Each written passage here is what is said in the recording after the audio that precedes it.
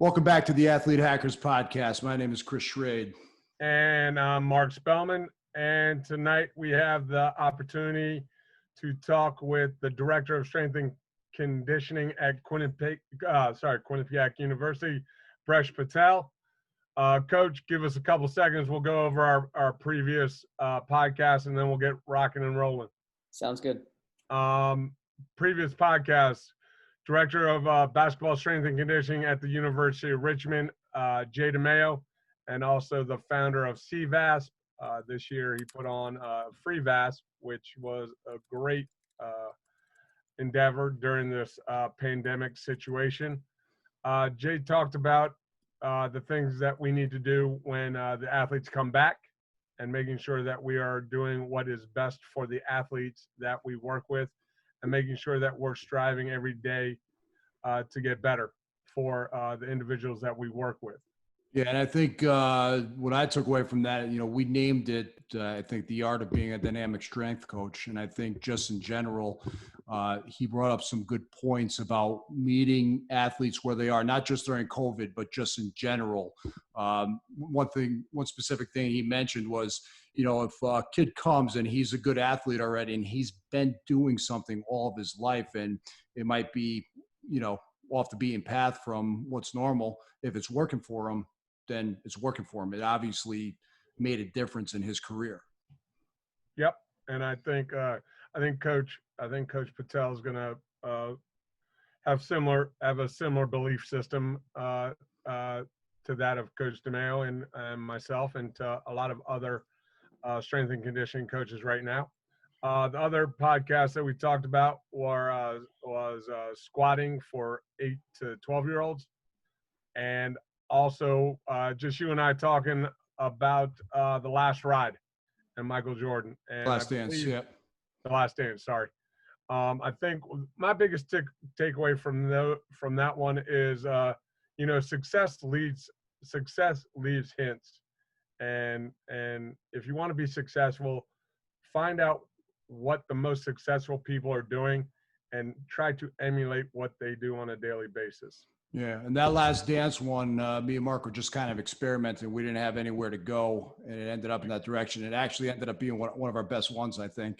And then the squatting in 8 to 12-year-olds, that kind of, we talk about a lot of different things here, but that's one of the reasons we started this podcast. Is I would have particular questions that I would just call up Mark, because I happen to have a friend that was a collegiate strength coach. So the idea was to bring that knowledge to this podcast. And 23, 24 podcasts in, we've had, Bresh has got to be probably our 7th, 8th, 9th, 10th strength coach that we've had on here, I think, so far. Probably 10th. Yeah, and, great segue, by the way. We're getting better at this. Thank you. I've been practicing in our off time. With that being said, Coach Patel, it is an honor and a pleasure for you to take time out of your busy schedule to talk with us today. So give us a little background on how you got to Quinnipiac, where you've been, what you've done, and what you're working on. Yeah, thanks for having me on. I really enjoy doing these things and just talking to people. But a little bit about my journey is that I knew I wanted to be a strength conditioning coach when I was a senior in high school. And so I went to University of Connecticut and volunteered in the varsity weight room my second week on campus. Jerry Martin took me under his wing at that time, and Andrew Hootie was also there. And then another person that was there that took me under his wing was Sean Windle, who's now with the Indiana Pacers now, but he was a graduate assistant. And every year I got more and more responsibility. And, I like to think that it was like my own outlier story, like being surrounded and sharing office with Jerry and Hootie and Sean. And then Tina Murray came there, and she's with the Sacramento Kings now. And then Chris West was there, and he's the guy who kind of essentially taught everybody how to use the polar team system and understand training loads and all those types of things with heart rates. And it was a really cool time, informative time during my, my young career. But that led to a GA. I also interned with Mike Boyle for one summer, interned with Jeff Oliver at Holy Cross for a summer, and then was a GA at UConn for a year and a half, and then I had the opportunity to go to Holy Cross, where I worked with Jeff Oliver. Was there for 4.5 years, and then I had the unique opportunity to start a program from scratch at Quinnipiac, where there was no full-time strength and conditioning coach before me. So I had the unique opportunity to try to impart my philosophy and system with all of our student athletes here at Quinnipiac, and I've been here for 12 years now. Awesome. There's a lot to take from that. First and foremost, as a college freshman, you go into the varsity weight room at UConn, and the names that you talk about, Dr. Martin, Hootie, Wendell, I mean, those are some very, Chris West, I mean, these are giants in our field. What, as an 18-year-old freshman, what's it like? What were you thinking? Well, I was so naive, and I didn't know anything that, like it was, like Hootie was, I think, just a year or two out of grad school. And honestly, we were all learning. Strength and conditioning was like 1998. I think strength and conditioning was in its infancy.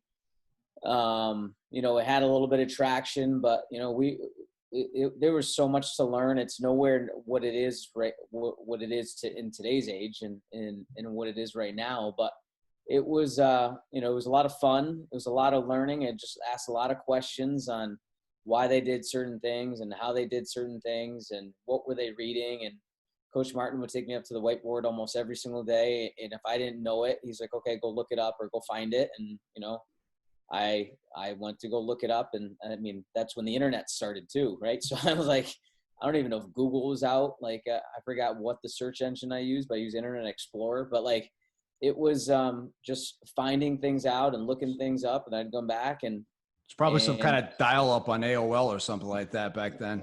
When I was at home and I didn't have the internet at school, like I had to use AOL, like, and I had to like, it was, I don't think I connected half the time, but it was, it's nowhere what it is right now in terms of information. So all my information was asking questions, and just being a sponge and soaking up all the things that they did and in different programs and trying different things. Like we experimented with a lot of different things, and fortunately we had great athletes there, and it was a really good developmental time for myself. And I look back at those days, and it's really blessed, to be surrounded by the people that I was surrounded with at that critical time. I think one of the things that you've always done for at least for me, and I believe you have a pretty open door policy with everybody that reaches out to you. You're pretty much open with what you do with your athletes and what you're doing as far as programming. And I think one of the things that I really hope comes out of the pandemic is that more coaches are willing to share their information with each other and try and understand what everybody's trying to do with their athletes. I think when I came up in the profession, people didn't talk to other coaches if they trained differently, or, you were this school, and I think hopefully we've gotten away from that. Hopefully we're trying to understand, I want to know what you do at Quinnipiac for your athletes. And if I can take some of that information and help my athletes and the individuals that I work with get better. So I think, first and foremost, I want to say thank you for everything that you've done for me, and always been open and candid about what you're doing with your athletes and how you're trying to make them the best version of themselves. And I think more people in our profession need to do that. Oh, you're welcome. Yeah, I don't think there's no secrets, right? Like, I don't think there's any secrets. I think there's more similarities and differences, and the things that you decide to do with when you train your athletes that you're fortunate to be able to work with it's all based on the facilities you have, the situations you have, the training ages that you have. And there's no such thing as a bad exercise or bad program. Really, it's just bad applications or poor applications. And in reality, I think we can all learn, like you said, like we can learn from everybody. You can learn how to do something or how not to do something, or learn how to do something maybe in a different situation that you're going to come up to maybe later in your career, and it's just, it's, what I do right now, I think is the best thing that we can do, but it was different than I did last year, which was different than I did a year before. And hopefully coming out of this pandemic, like, we are going to do things differently than we did last year, and my assistant, she just said, I don't think I've ever had to plan for, because we just canceled fall sports today. So she's like, I don't think I've ever had to plan for an 18-month off season. I'm like, oh yeah, this is going to be a little bit different. It's going to be a little bit different. Well, and the coaches that I've talked to during this, I mean, I think all of them have basically said, the first thing that we're going to do is we're going to talk to our athletes. The first day we get back, we're going to talk and see how everybody's doing, because even though Zoom is great, but you actually have to be in contact with them. Yeah, it's not as personal. No strength coach got in the profession to do Zoom calls. So was that for Quinnipiac, or was that for the MAC conference? The MAC, they just announced it today. Yep. So I'm sure that was difficult conversations for those fall coaches to be able to have with those student athletes. And it's just tough. Like, it's, these kids, especially, like, a lot of them aren't going to go play pro, right? So they have 4 years to compete, and, spring sports, their seasons were taken away. Now fall sports seasons, who knows? They might get pushed this spring, but who knows? I still don't know, like, what's going to be different on January 1st compared to now. You know what I mean? There's not much different from what's today. Today's, July 27th. There's nothing different from July 27th to March 27th when all this was going down. So, what to think that things are going to change that much drastically that you're going to be able to compete? Like, it's just, there's so many questions. Are they even talking about giving people red shirts and allowing them another year? Yeah, I think they'll probably be able to do those types of things. But, then if you're a student athlete, do you want to come back and your season's not, you're not going to have a season? Like, I think we're going to do, and a lot of other schools are doing, is they're going to be allowed to practice and they're going to be allowed to train, but, rightfully so. Like, if the kid doesn't want to come back because they're not playing, like, can they just stay home and take online classes? Yeah. Well, I know Arizona State, their whole swim program is redshirting this year. I saw that. Yeah, last night I saw that. I actually talked to Leanne Blinn today. Oh yeah. So it's going to be real interesting, and not only for the fall, but it's really going to be interesting for the spring, because you're going to have the traditional spring sports that are going to compete. And now if you move all the fall sports to the spring to compete, I mean, it's going to be crazy. Oh yeah. I mean, especially for smaller schools that don't have the facilities to do that. Well, think about that, but also how about the sports medicine staff to be able to cover all those events? well, and the strength staff. I mean, the strength and conditioning staff. You having traditional and non-traditional seasons is kind of makes it easier for us to schedule. Now everybody's going to go, what's it going to look like, our requirements in the fall for the teams that are traditionally in the fall? Do they go to an 8-hour-a-week schedule, or are they 20 hours and then 20 in the spring? And we haven't heard yet. I would imagine it would probably be 8, but who knows? Because you're not competing, right? And so those competitions are usually like 3-4 hours each. If you don't have those, so and then we're gonna have a graded return to play and to training, really, not to play, but graded return to practicing and to training.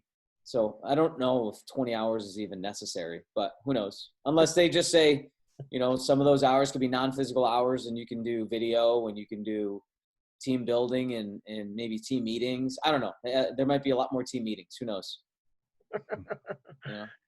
I know one of the things that Chris and I wanted to dive in is into the Quadrant system and to RPR. Okay. And how you implement that with your teams, how you're implementing it within the athletic department, and your thoughts on it, basically. Yeah. So I'll talk about the quadrants first. And so a lot of that came about from the catastrophic death and catastrophic injury and sudden death paper that came out last summer from the NCAA, and then the subsequent guidelines by the NSCA and CSCCA in terms of like how to gradually ramp up. So our administration asked us to give presentations to all the coaches based on the paper and the findings, and how we can create a system where we can not hold our coaches accountable in terms of practice planning, but basically teach them, what are more efficient ways to practice plan and what things should they be thinking about. So we introduced training load, and we introduced acute to chronic workload ratios and all those types of things. But the biggest thing we try to really get through to them is we don't have a lot of technology where we can measure external training loads in terms of GPS and mileage and contacts and all those types of things. And not every team has the means to be able to track internal training load with heart rate monitoring. So what the biggest thing we try to get them to understand is volume or time on feet, and how we use that as a primary variable to plan their practices. And so for some, like, they had very little concept of what that meant, whereas others understood that completely. So we were dealing with, the whole spectrum in terms of people and their understanding of volume and time on feet. And then the other variable is just intensity. But the biggest thing we've realized is just volume is the biggest indicator in kind of overuse or under recovered injuries, right? And so we really try to get them to understand is like, listen, you can't live in quadrant 4, which is a high volume, high intensity day every single day, because your kids aren't going to be able to recover from that. So we try to get them to understand, hey, listen, like quadrant 1, low intensity, low volume, is going to be a recovery day. So that might be a complete off day. Quadrant 2 is going to be high volume, but lower intensity. Those are days when we get a lot of reps in of skill work. Maybe that's more of a technical day rather than a tactical team-based day. Maybe you're not going to have a lot of contact. You're not going to get a lot of really physical, but you're going to get a lot of volume of reps. Quadrant 3 being lower volume, higher intensity. Those are days, maybe like a day before a game, 2 days before a game, where we can have some really high intense work. We can compete, we can battle, we can have some physical contact, but we're not going to go very long. And then quadrant 4 is going to be high volume, high intensity. That's kind of like where our games are going to be. And maybe, if we only play one game a week, so say for basketball, for example, maybe we can have one practice that's a quadrant 4 practice, just to make sure that we're fit and we can handle those types of days. So that was really it, is just really trying to get them to understand some terminology. So when we say, hey, coach, what does today look like? Is it going to be, a 3, a 2, or a 4? Where are you going to design your practice? So they can design the practices however they want to, but as long as we have an understanding of what the day is going to look like. Who's typically dictating the intensity? Is it the season itself? Is it the coach? And then the strength and conditioning has to come in and kind of adapt to that? No. So what we like to do, like the recommendations I've always kind of given our coaches, like, listen, like the majority of our work should be fairly intense. Like if you want them to play at a certain pace, if you want them to practice at a certain pace, then you've got to prepare that way, and you got to practice that way. And so we try to lean towards more the high intensity and really just kind of fluctuate the volume. And so that's what that was the education piece of it too, is we don't want to practice slow and expect to play fast. Like that's not going to work that way. So in terms of volume, are you saying that they're taking down the amount of time that they practice, their actual practice time? Yeah. So one day might be 2 hours. The next day might be 75 minutes. The next day might be 90 minutes. You know what I mean? So the day after that might be 45 minutes. So we're just fluctuating the volume over the course of the week based on whatever it is we play, but the intensity in terms of what we want to do and accomplish should be fairly intense. When I say intense, it's going to be more at game-like speeds. Mm-hmm. So when you do a drill, it should look like a game. You shouldn't do a half-ass drill. You know what I mean? You shouldn't do something slow, because you're not going to learn how to do it. You're not going to play that way. Right. Yep. So we want to practice like we play. Mm-hmm. So that's the kind of thing that we've told them from intensity standpoint. And the biggest thing that we've educated them is how to manipulate the volume standpoint. And did everybody gravitate towards it right away? No, it's still an ongoing process, and we're still learning and we're still adapting and trying to communicate that. But it's definitely helped for 1 year so far. And I think it's going to be even more important as we go on after this really extended time off. Yeah. And I think one of the big things that you hit on is that you really don't need any equipment for this. I mean, No. and I think, for the high school athletic programs, that you can implement this system with the athletes and with the teams that are coming back to play and to compete, hopefully in the fall, but also you can use it at the collegiate level. How receptive have the athletes been to it? Because obviously they're going to have to give you some responses on to how intense they thought the practice was, or how intense they thought the training session was. They've been pretty good about it, but honestly, like it's sometimes they forget, you know what I mean? So we had an app system. We use Metrofit to basically log it. And half the time I'd be texting them to be like, hey, remember to do this, remember to do this, remember to log. And half the time they'd forget it, And so what ended up happening was the ones that valued it the most were the ones who gave the most honest feedback. So I just kind of look at theirs and extrapolate it to the rest of the team. You know what I mean? So if the guys and girls that were the most diligent about it, and they're the ones who were the most accurate with the information, and then I kind of said, hey coach, this is what they're feeling like today. Yesterday was a little bit harder than maybe you expected, and that's how we kind of gave feedback off of that. But that's always the challenging piece, is running around and trying to get the information. Like we don't have a system where it's one strength coach for every single team, and you can be in the locker room and say, all right, here's what was your RPE today? What'd you think of it? And just plug it into the computer or plug it and write it on a clipboard. We didn't have that kind of system because we don't have the manpower to do that. So a lot of it was relying on them to be responsible enough, and they can't handle all that all the time. So I did like the fact that you broke the scale down from 1 to 5 instead of 1 to 10, because when you said, yeah, what's the difference between a 7 and an 8? I mean, but there is definitely a difference between a 5 and a 3. Absolutely. Yeah. Even a 5 and a 4. Yep. Yeah. 5 being very hard, 4 is hard, 3 is average, 2 is light, 1's easy. It's just simple. It's the same way we would ask them to rate their sleep or their stress or mood, or like on a wellness question, just 1 through 5, and it's so much easier to define what a certain value would be. So I don't know. We'll see how year 2 goes with it, but like I think it makes sense in my head, and it's a constant education process with our student athletes and our coaches to get them to understand where we want to live, or what the theme of today's day would be, and how we've planned it. So I think you're going to find year 2 is going to be very important with implementing this system and the program, not only for the coaches, but more importantly for the health and safety of the student athlete.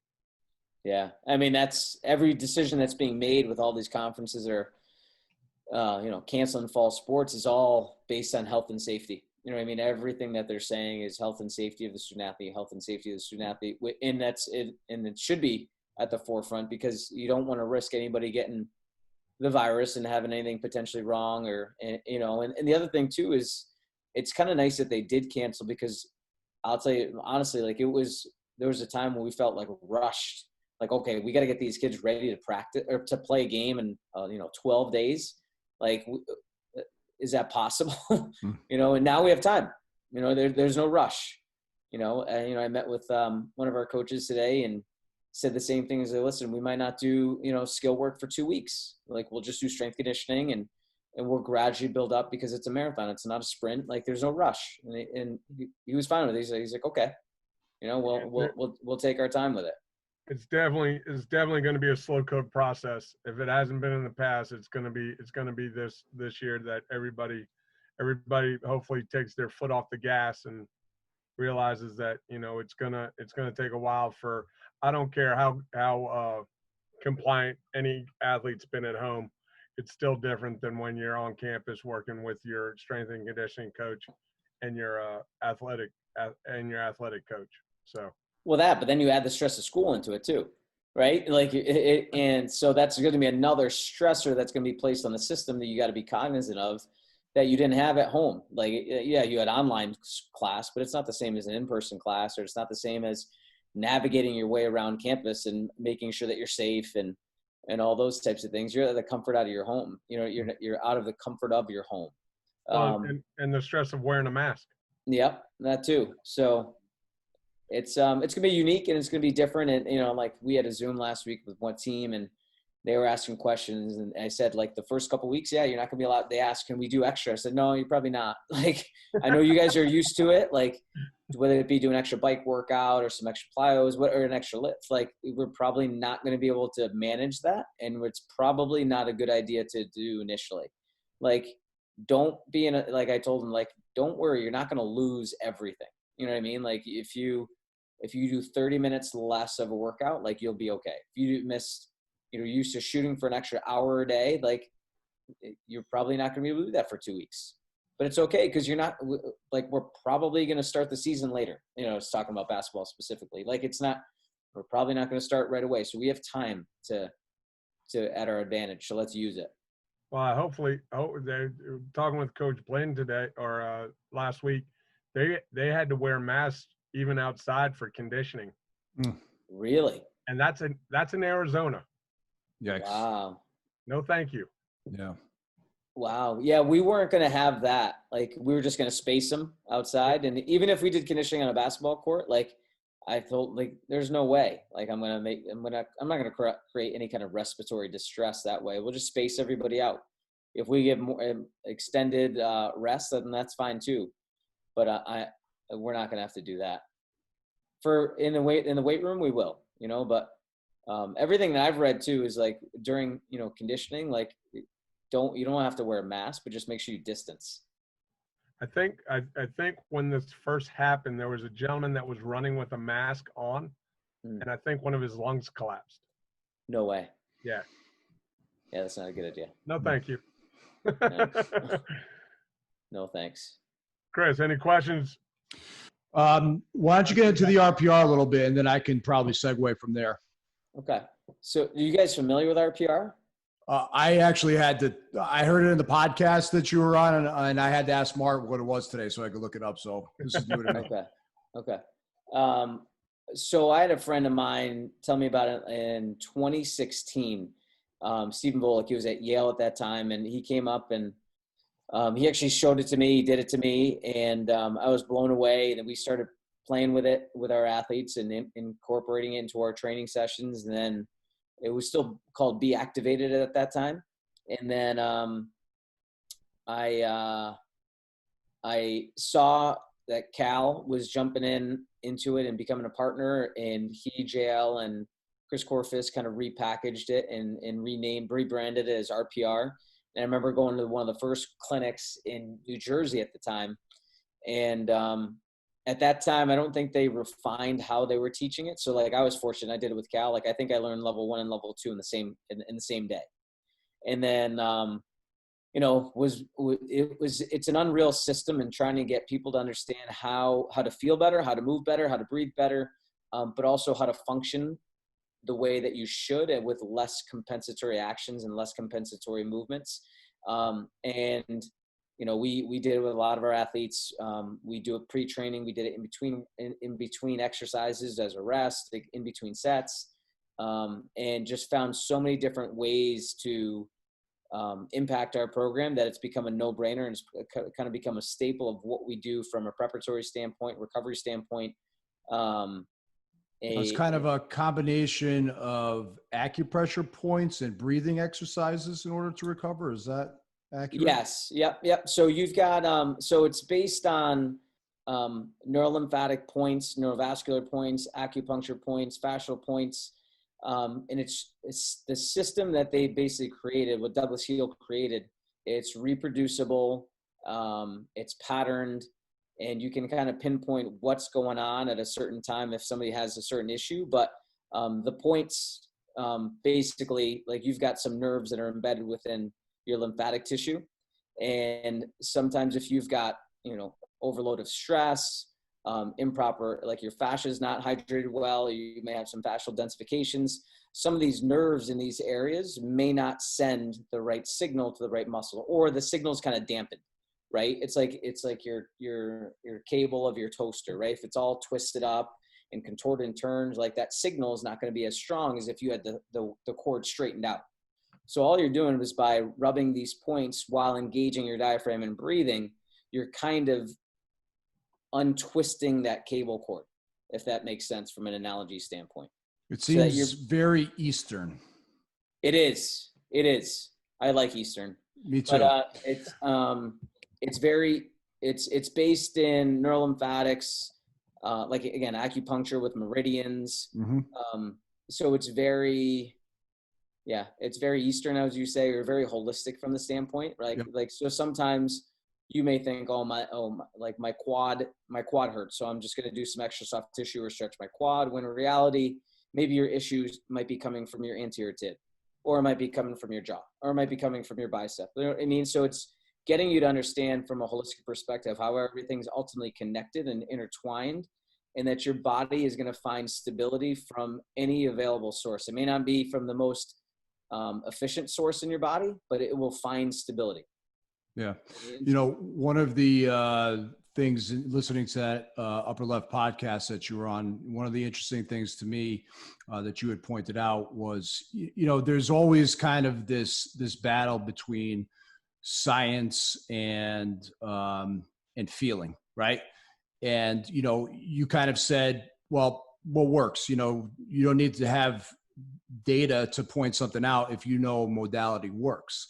And that's kind of like what a lot of these old ancient Eastern modalities like yoga, martial arts, Tai Chi, they're kind of based off of experience more than scientific data. And, you know, we did a podcast with Bill Parisi a couple weeks back about fascia training. And you know, it's hard for me to get away from this in my head. And if you could touch on this, it would be great. Back in early 2000s, I started studying yin yoga, and yin yoga tries to work on the connective tissue rather than the musculature. And you have to hold poses for a lot longer time in order to do that.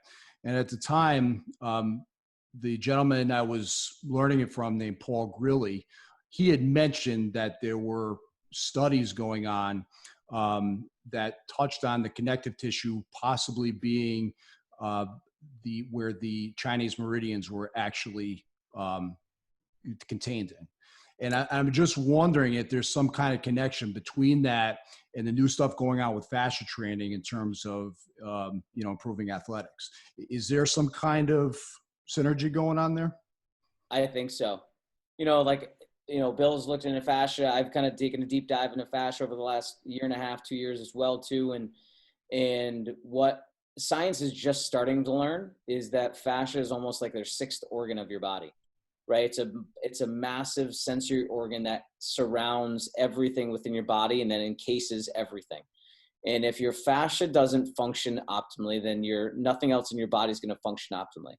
And so fascia is a connective tissue in a sense, is that it's kind of holds and binds everything together, right? And it connects everything together. So your toes are connected to your forehead. Your toes are connected to your fingertips, and all of that's related.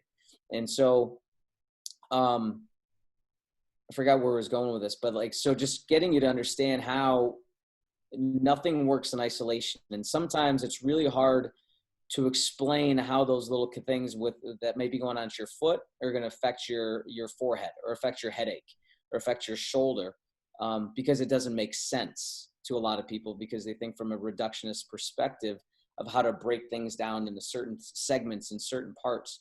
When in reality, like the Chinese, the Indians, like the Eastern people would really were so big on chi, and so big on energy, mm-hmm. and so big on karma, and getting you to understand that the energies that you have within your body can get transferred up and down to different parts of your body. And that's essentially how you heal yourself. And getting you to understand, that's why breathing is so important, and breathing correctly. And that's a book I just finished up that I highly recommend, Breathe, by James Nestor.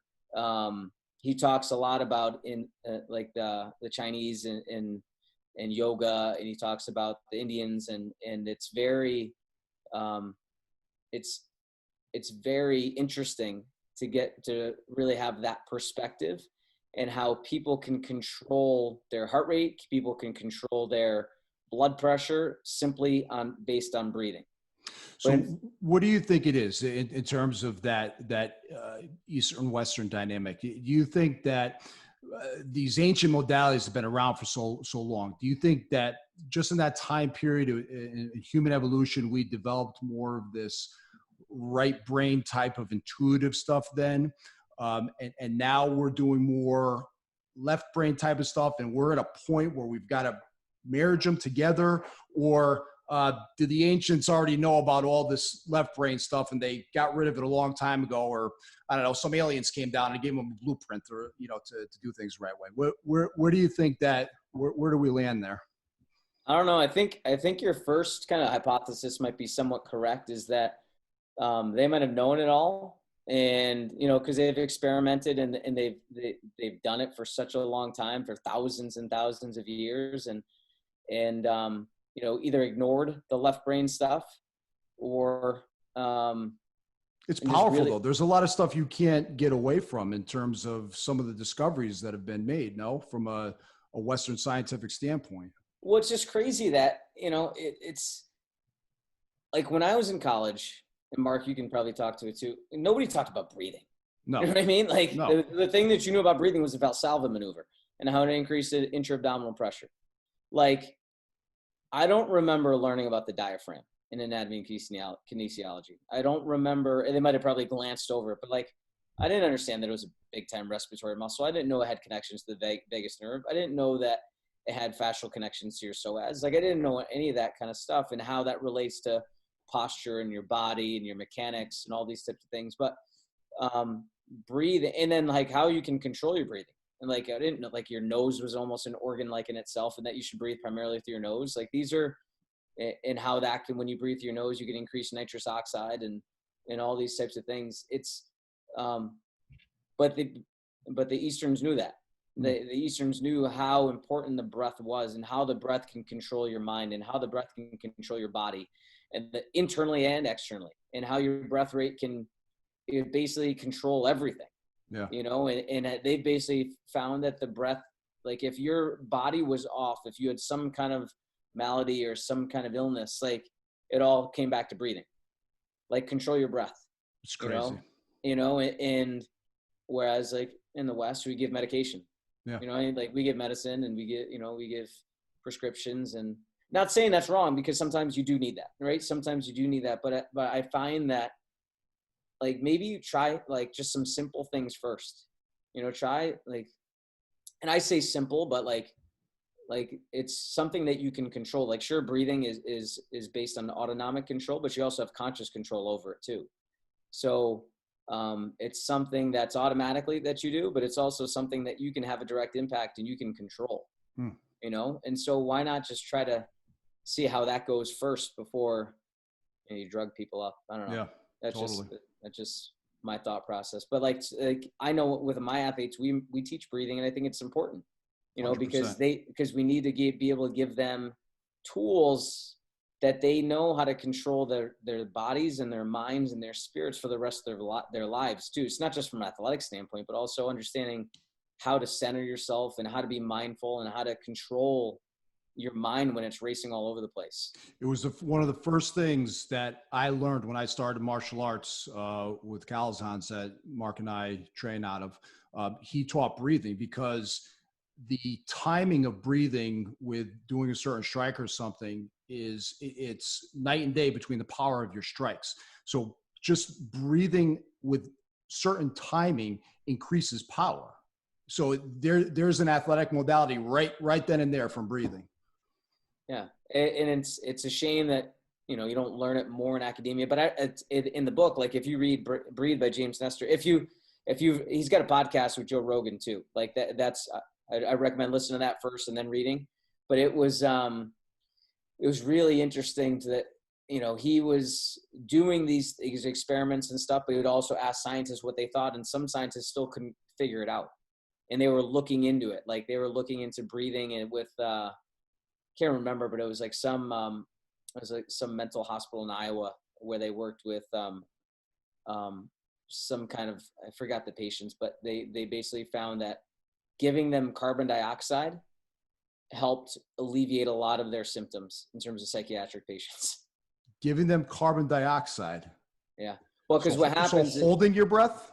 Yeah, because what starts to happen is like when you overbreathe, you're expelling more carbon dioxide and you're actually expelling more oxygen. So You carbon need some dioxide, kind of balance.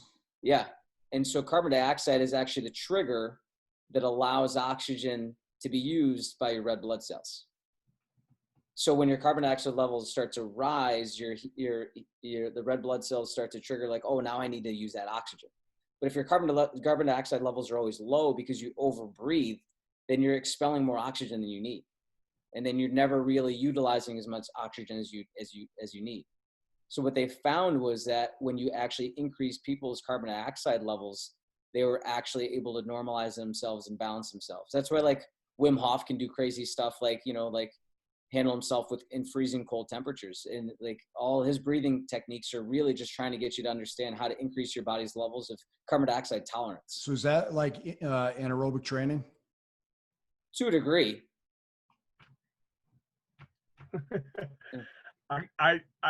I've loved this conversation because, I had neck surgery almost 18 months ago. So I've had a hard time falling asleep. And then within the last month, I've really focused on nasal breathing as I'm going to sleep. And I've done it when I'm working out on the rowing erg and really trying to focus to make sure that I'm breathing more through my nose and taking the time to focus on my breathing so I can get into a more relaxed state, because for 16 months, I haven't been able to sleep through the night. Wow. And in the last 2 weeks, I sleep great now. Awesome. I mean, all breathing through my nose, making sure that I'm following a schedule. Like I don't eat anything after 8. By 9 o'clock, I'm no longer on the phone. By 10 o'clock, I'm going to sleep. And then it's all about routine. Mm-hmm. But also to make sure that I'm focusing on the breath and making sure that I'm very conscious on how I'm doing it, because I have been a mouth breather for most of my life. Yeah. And for anybody that's tried training just breathing through their nose, I mean it's a different beast. It's hard. You start to feel like your carbon dioxide levels increase, like when your carbon dioxide levels are increasing, when you feel like you're almost starving for a breath. Yeah. And that's what happens when you breath hold or you expel air frequently, like forced exhale, heavy breathing. It's a way to increase your body's ability to handle more carbon dioxide. And if your body's in a state where it's anxious, you're not going to be able to catch that breath. And when you're calm, you could sit there and do it all day long. Right. It starts to make sense. Yeah, it starts to make sense, because that's what happens. Like, what do people do when they panic, right? Or people that are about to have asthma, right? They just keep breathing too heavy. They overbreathe, right? So they're not getting any carbon dioxide. So what they need to do is breathe slower. Huh. Interesting. It's interesting too. Like the other thing I got back from like oxygen. Like people on a sideline will take oxygen. Yeah. Like, what does that do? It doesn't do anything. Like you need carbon dioxide to release oxygen.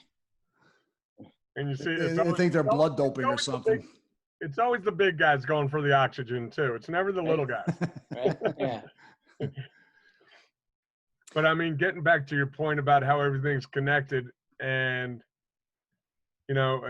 probably our last take on what we can talk about this evening.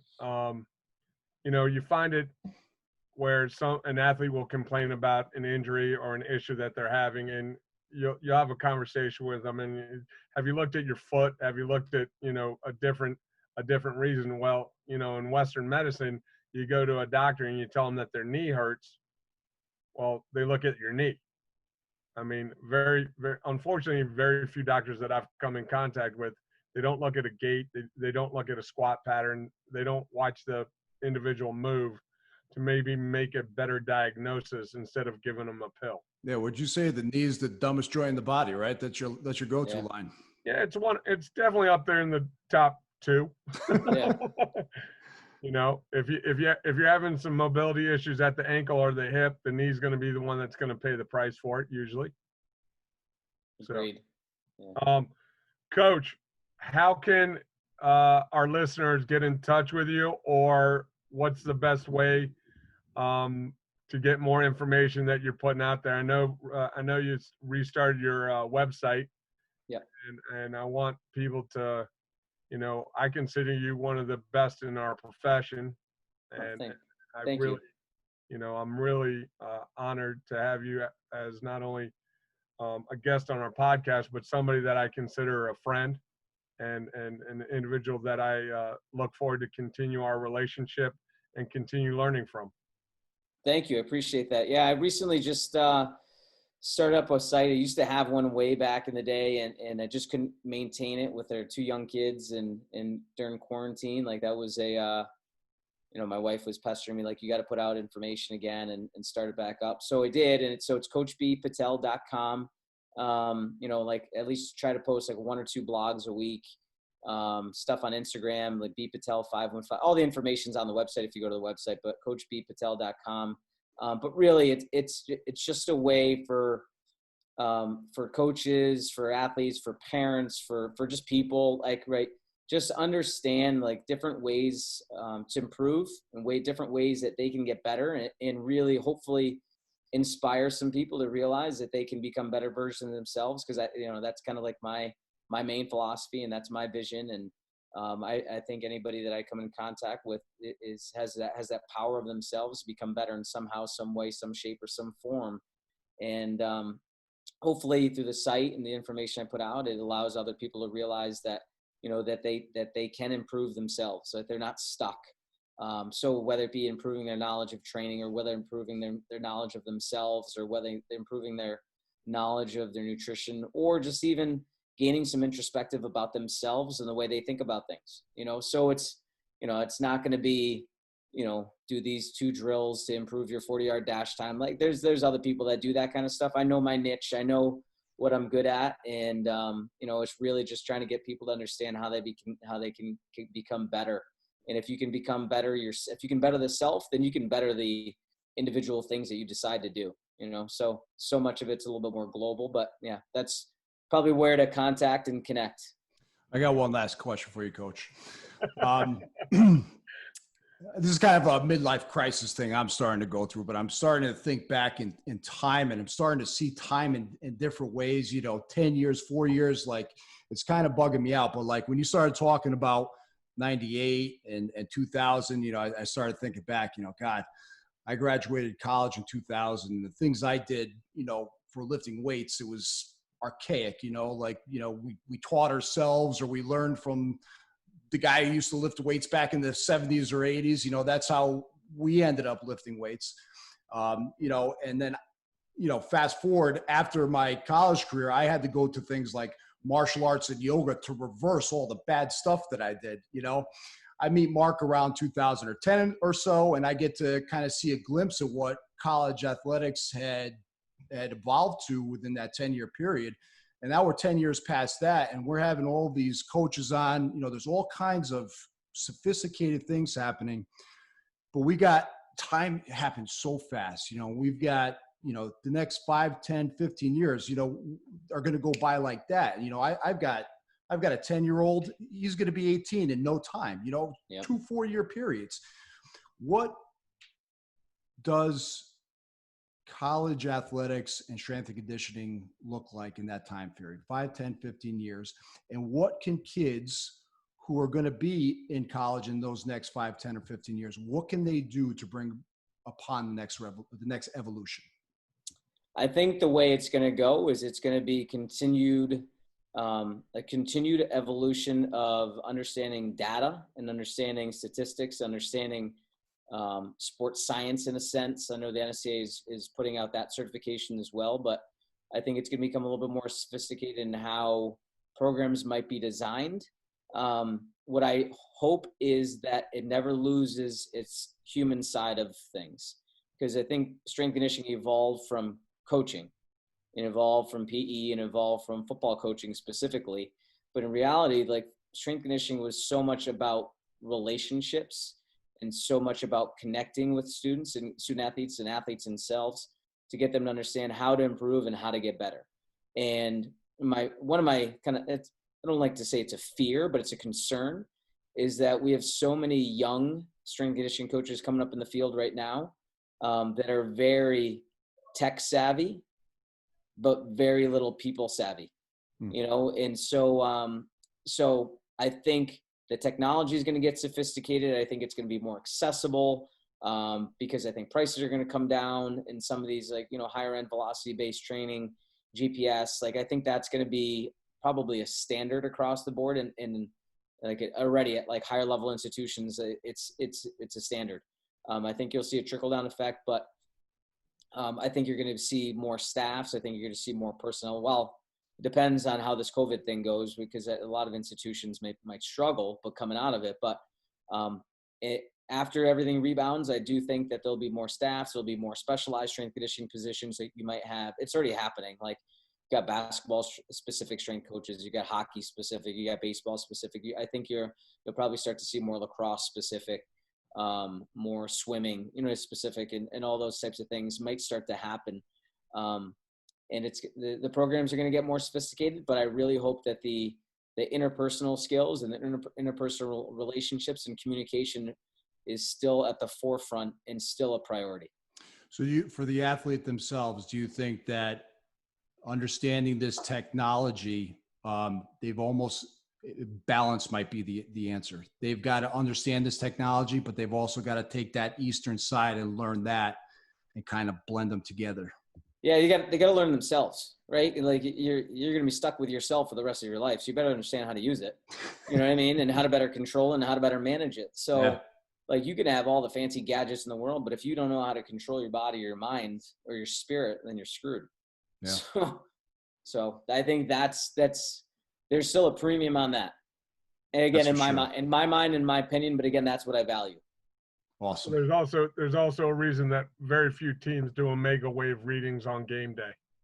Mm-hmm. Not screw with that. If their top player, if their top players are reading off the chart as they're overstressed right now, they're not going to tell them that right before kickoff or right before the puck drops or right before tip off. So if robots ran sports, no one would watch them. That's right. Well, and I think Coach, you definitely bring up an interesting fact that I think there are going to be more seats at the table as far as administration goes. Yes, for sure. And it's something that I'm really pushing. I'm pushing for, and I've talked with Coach Alejo, Dr. Ivy, and I'm trying to get in touch with Eric Corum down at William & Mary. Yep. Because there are definitely going to be positions for student athlete well-being and performance that are coming up, and I think myself and older strength coaches are going to look to hopefully be at the forefront of those positions. Yeah, I definitely agree with you on that forefront. Yeah, that's going to be a priority, and it is. It's going to be an avenue for us older strength coaches when we decide that we can't be on the floor and stand up on our feet all day long, that we can still have an impact on the next generation. Yep, and I look forward to hopefully being with you and being part of that process. No doubt. Awesome. Well, Coach, thanks for coming on today. I think this is one of the best podcasts we've done so far. Oh, yeah. Thank you. No, definitely. Rush, I definitely appreciate you taking the time out of your schedule, and I definitely wanted to make sure that we were respectful of the time that we took this evening. I appreciate it. Thanks for having me on, guys. Yeah, man. Absolutely. All right, everyone, check us out, athletehackers.com. We're on Spotify, Google Podcasts, Apple Podcasts, YouTube. Peace from me. If you have any questions or concerns or want to be a guest, info@athletehackers.com. And once again, thank you, Brijesh, for taking the time out of your schedule. We will more than likely try and have you back on in the near future. For sure. Awesome. Thanks, guys. I really appreciate it. All my best. God bless. Take care. Have a great day and make it the best you can. See you on the next one.